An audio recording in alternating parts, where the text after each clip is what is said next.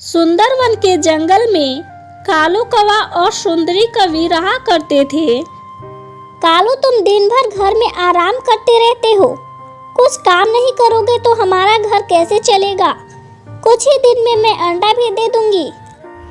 अरे मेरी प्यारी बीवी, तू चिंता क्यों करती है? मैं काम तो खोज ही रहा हूँ ना। अच्छा, दिन रात घर पर सोने से काम मिल जाता है ना?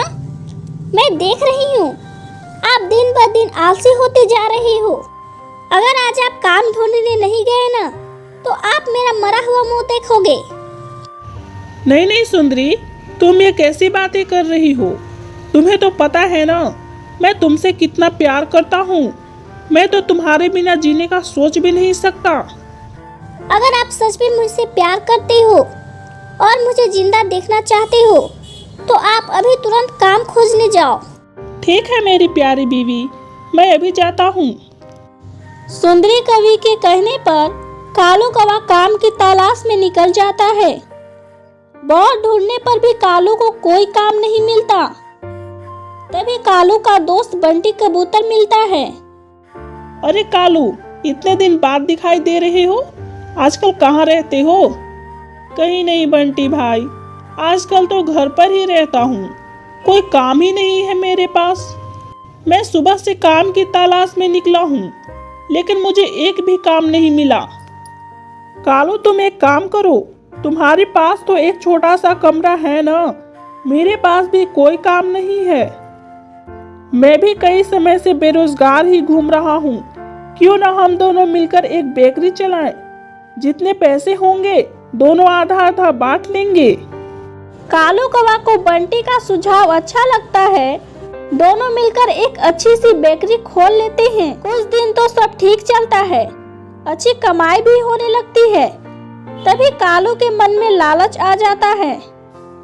बंटी, मैं क्या कह रहा था कि क्यों ना हम केक में कम दाम वाले क्रीम मिलाएं, इससे हमारे और पैसे बच जाएंगे।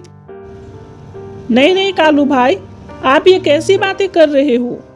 बेईमानी करके हम पैसा नहीं कमा सकते, इससे हमें भारी नुकसान भी हो सकता है। देखो बंटी भाई, ये दुकान मेरा है, अगर तुम्हें हमारे साथ काम करना है तो तुम्हें मेरे हिसाब से चलना होगा, वरना तुम जा सकते हो। ठीक है कालू भाई, मैंने तुम्हारी इतनी मदद की और तुमने मेरे साथ ही धोखा किया, तुम्हें इसकी सजा जरूर मिलेगी। अरे जाओ जाओ, अपना रास्ता देखो। बंटी कबूतर दुकान छोड़कर चला जाता है। अरे इस कालू को क्या हो गया? मुझे इस बारे में भाभी से बात करना होगा, वरना यह बर्बाद हो जाएगा। बंटी कबूतर कालू के घर जाता है और सुंदरी कवि को सारी बातें बताता है। तभी कालू आ जाता है। बंटी, तुम फिर मेरे घर आ गए। तुम मेरी बीवी को क्या पट्टी पढ़ा रहे हो? कालू, मैं ये क्या सुन रही हूँ? तुमने बंटी भाई को दुकान से निकाल दिया। ये मत भूलो, बंटी भाई की वजह से ही आप पैसे कमा रहे हो। अरे ओ बंटी, तू जा यहाँ से, दोबारा मेरे घर या दुकान के आसपास नजर भी मत आना। सुंदरी कालू को बहुत समझाती है, लेकिन कालू तो समझने का नाम ही नहीं ले रहा था। कालू को अच्छे से केक बनाने भी नहीं आता था और साथ ही वो कम दाम वाला क्रीम भी इस्तेमाल करता था।